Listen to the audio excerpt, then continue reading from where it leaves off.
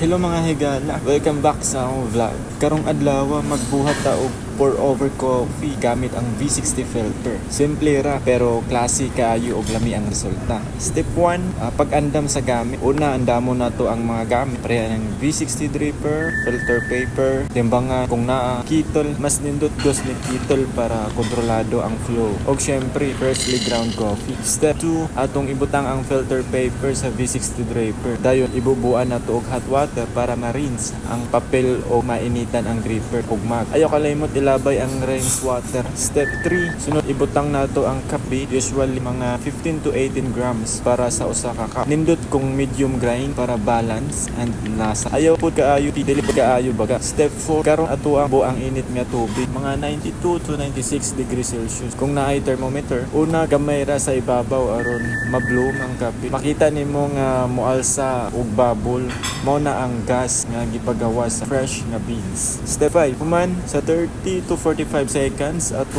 padayon og pour circular motion. Hinay-hinay lang para evenly ma-extract ang kape. Ayaw paspas o ayaw po hulatang madry ang bed sa coffee. Step 6, ug mao na mga higala, smooth ug aromatic nga V60 coffee. Perfect kayo para sa buntag nga chill o kung mag-study ka. Pwede nimo i-experiment ang ratio depende sa imong gusto nga kusog ug hinay nga lasa. Salamat kayo sa pagtambay. Kung ganahan ka og coffee content, ayaw kalimot pag-like.